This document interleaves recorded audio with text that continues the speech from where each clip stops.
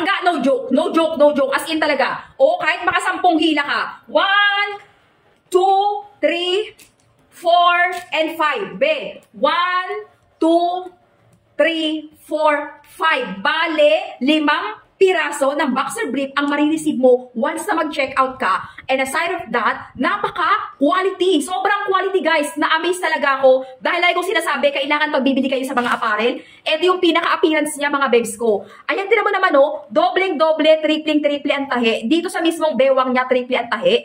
Makapal, be. No joke. Doble ang tahi. Ito yung pinaka-appearance ng boxer brief na to. Ganyan siya. Ito yung pinaka-appearance niya. O, diba? Ay, harap natin. Ayan. Tapos sa loob, tingnan mo sa loob.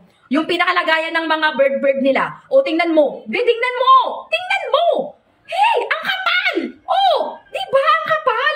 Ayan, oh. Ay, naku, sinasabi ko sa inyo. Be, eto ha, kung hindi mo pa nasusubukang bilhan ang mga mahal mo sa buhay ng ganitong klaseng boxer brief, hindi ka mapapahiya. Eto na ang pagkakataon, be, na makapag-check out ka at regaluhan or bilhan sila kasi sayang.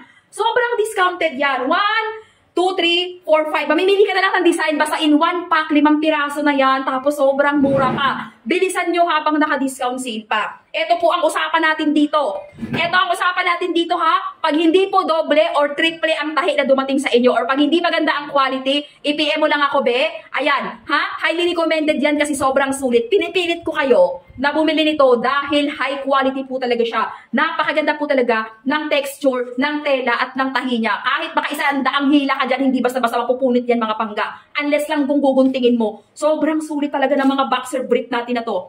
Ngayon lang ako sobrang na-satisfy. Sa kanya lang ako na-satisfy kasi sobrang ganda ng tela. Sure ball cotton. Cotton na cotton tapos napaka ganda ng tahi niya.